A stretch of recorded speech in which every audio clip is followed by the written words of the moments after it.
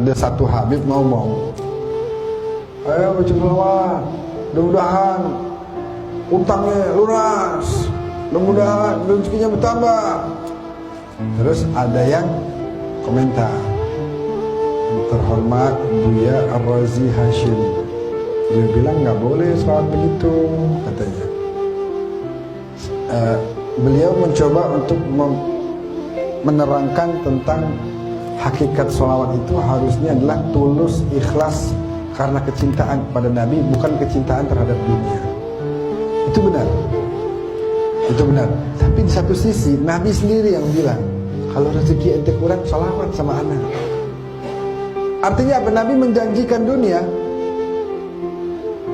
Berarti dampak dari sholawat itu tidak hanya akhirat, tapi dunia juga ada. Nah, kalau akhirat jangan ditanya. Adinus salata ala Nabi Muhammadin faqabuluha hatsman biduni taraddudi a'maluna bainal qabuli wa raddiha illa salata ala Nabi Muhammadin. Banyakin sholawat, karena dikabulkannya itu udah pasti kagak bakal enggak. Saya dikirimi WA oleh Akhina Al-Habib Taufik bin Syahab, saya nggak nyebut namanya ya, tentang bantahan ada yang bilang membaca sholawat ala Nabi tidak boleh niat dunia. Jadi kurang lebihnya dilarang membaca sholawat kepada Nabi kalau supaya terbayar hutang, pengen punya rumah, ingin punya pekerjaan, itu nggak boleh niat sholawat seperti itu, sebab su'ul adab dengan Nabi Muhammad. Itu saya tidak sependapat. Jadi begini, saya tidak suka membawa nama orang yang keliru membahas, akhirnya majelis berubah menjadi majelis ghibah. Cukup kita bahas masalahnya saja. Gini tuh, orang sholawat itu nggak beda dengan sekolah. Ada ibtidaiyah, ada tsanawiyah, ada aliyah, ada naik sampai ke atas. Ya kita ini kelas mubtadi'i. Memang harus dirangsang dengan urusan-urusan seperti itu, harus. Dan ahadits Rasulullah sallallahu alaihi wasallam banyak.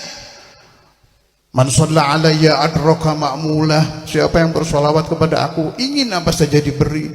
Maqaraha faqirun illa aghnahullah, wala jahilun illa 'allamahullah, wala maridun illa wa'afahullah, ila akhiril hadis. Banyak hadis-hadis yang menerangkan merangsang umat membaca sholawat dengan urusan duniawi. Itu kenapa? Di Indonesia penting urusan duit gini. Orang kalau nggak dibilang kon maca sholawat iki saulan rezekimu iso 10 juta, mencolot maca dalail mungkin. Tapi kalau Anda bicara di Jepang, ketemu majelis Jepang muslimin, siapa-siapa yang membaca sholawat, Allah akan meluaskan rezekinya. Diguyu sampean. Jadi kiai-kiai kita itu hukama, bijaksana, tahu orang Jawa ya paling doyan duit. Duit sing aku wae doyan duit. Makanya nek njaluk ijazah nang kiai-kiai iki gawe rezeki, iki gawe bangun omah, sampai ono ijazah sopo-sopo sing poso 7 dina ngamalno sholawat iki tak jamin duwe omah. Lho diposo rek. Masyarakatnya pas. Jadi tidak apa-apa. Dalilnya nggak usah panjang-panjang, di dalail di belakang itu kan ada di doa itu. Apa itu? Yang antasyrah sudurun. Apa? Sudurona wa yassir biha umurona. Itu kan ada itu. Waghdi biha. Pas apa pas? Wong Jawa apa wong Jawa? Madura apa Madura? Pas. Tidak apa-apa itu. Malah Sayyidul Walid almarhum Habib Abdullah bin Abdul Qadir Al-Baqi selalu memberikan ijazah kalau orang ingin dimudahkan rezekinya, sholawat khusus urusan fulus, lina fagri, sholawat kaya. Tidak apa-apa, tidak ada masalah. Apa yang dinukil oleh beliau ini saya paham maksud beliau. Kita cerita rodok dukur, bukan kelas kita.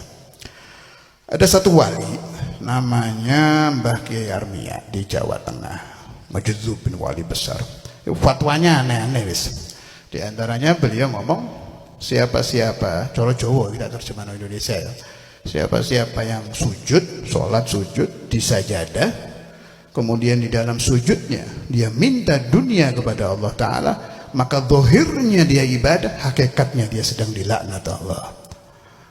Omongan-omongan begini nih bener, tapi buat beliau min babi hasanatil abrar sayyiatul muqarrabin. Lah saiki ana Cina 10 mlebu Islam, sampai ngomongi kok sampai nek sujud sembahyang njaluk duit dilaknat ambek Gusti Allah. Ya murtad mana rek? Ya iya. Jadi orang itu dakwah itu harus pakai fiqhud dakwah, harus pakai siasah dakwah. Saya akan bahas bab penting ini, dengarkan baik-baik, karena ini juga menjawab pertanyaan orang-orang yang bertanya, karena adanya share di WhatsApp ya, yang mengatakan sholawat untuk hajat, sholawat untuk mobil, sholawat untuk motor ya, itu adalah bid'ah, itu adalah dunia. Bahkan mengutip hadis innamal a'malu binniyat faman kanat hijratu ilallah wa rasulih, siapa hijrah untuk Allah dan Rasulnya, hijrahnya untuk Allah dan Rasulnya. Siapa hijrah untuk mengambil kenikmatan duniawi, maka hijrahnya untuk kenikmatan duniawi, enggak dapat Allah dan Rasulnya. Berarti kalau ada orang sholawatan niatnya untuk punya mobil, niatnya untuk punya rumah, berarti ini niatnya dunia, berarti dia enggak karena Allah Ta'ala. Ini WhatsApp yang enggak beres ini ya. Nah, enggak usah bingung, saya akan jawab malam hari juga, singkat tuntas, insya Allah. Perlu enggak? Wani biru. Sampai kamu enggak share ini, awas ya, biar orang paham, karena banyak yang bingung ya. Bukan untuk muslim siapapun, tapi membuat orang yang bingung jadi enggak bingung, yang enggak paham jadi paham, biar orang enggak dalam bimbang, enggak dalam bimbang. Sholawat itu yang merintah langsung Allah.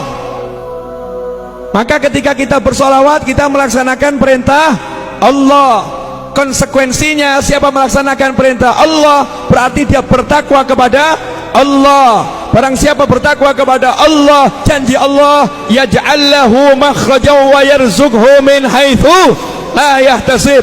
Allah akan berikan dia solusi, dan Allah akan beri dia rezeki dari arah yang gak pernah dia kira, arah yang gak pernah dia sangka. Maka kalau dibalik, saya lagi ada masalah, saya lagi butuh rezeki, saya butuh hajat, caranya adalah dengan bertakwa. Salah satu cara takwa adalah dengan bersolawat. Makanya saya butuh hajat, saya kabul, saya baca solawat, berarti saya lagi bertakwa. Maka Allah Ta'ala akan mewujudkan hajat saya karena takwa saya. Kalau hajat itu duniawi, maka itu jadi akhirat, karena kita kejarnya dengan takwa. Itu yang betul, saudara-saudara. Allahumma sholli alaihi. Simple. Ada jawaban yang lebih panjang. Jelas atau nggak jelas nih? Nah, terus kamu mau cari, ya semua ya cari dunia. Kamu ke pasar tuh ya cari dunia. Betul atau betul? Kamu cari duit ya cari dunia.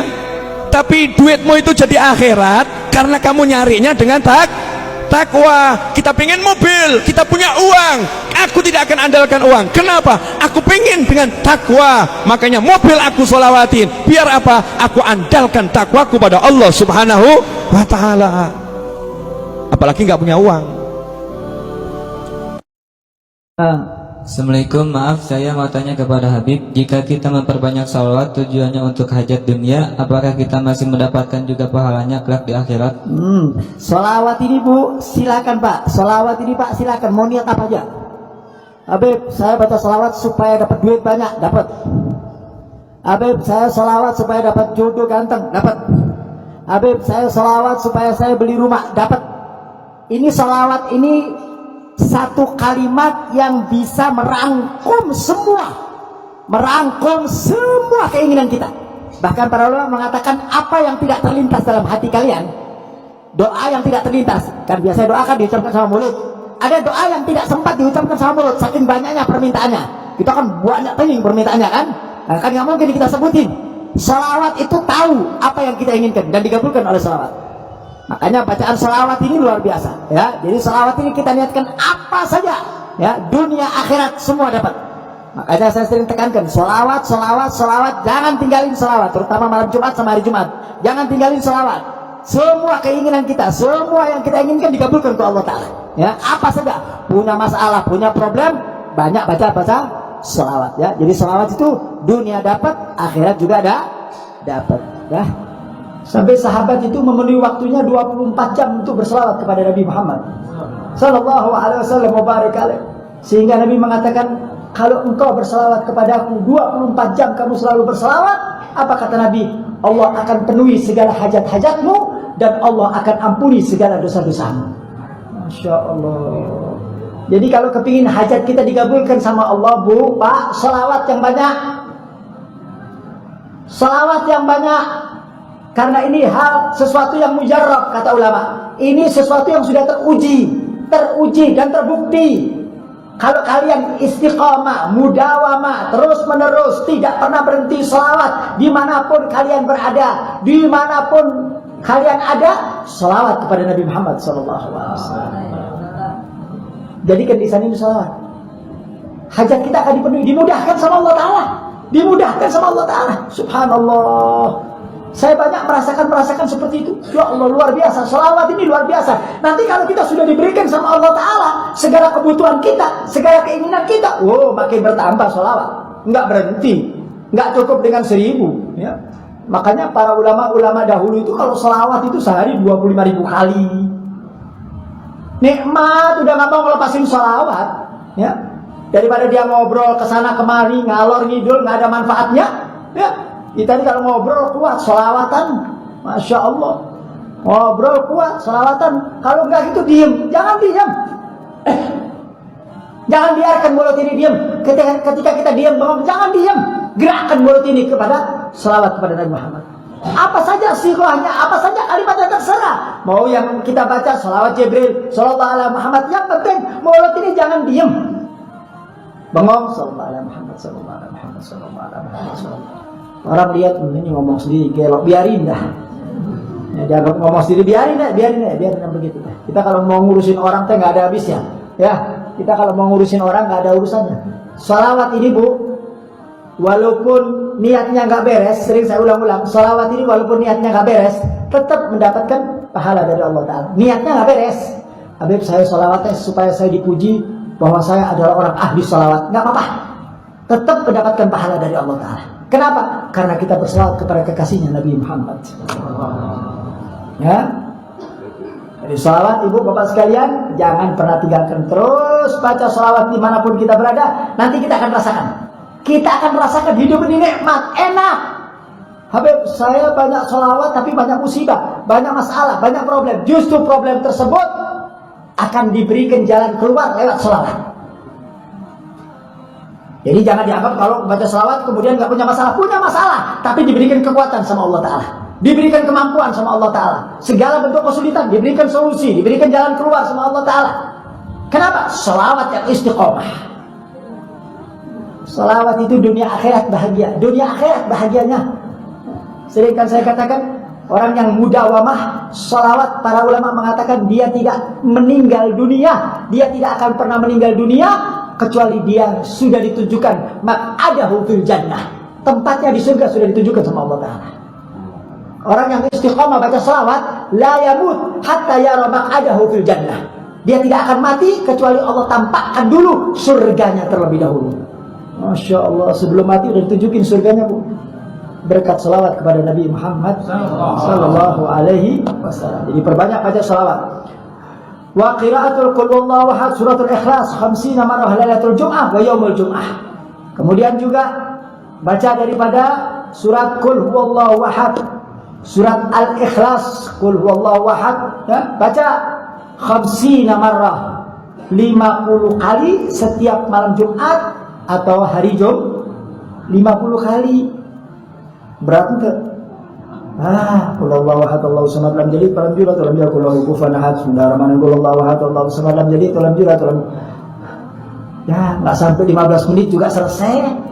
Ya, enggak sampai 15 menit juga selesai kita baca qul huwallahu ahad. Jangan dilihat jumlahnya, qul huwallahu 50 kali habis.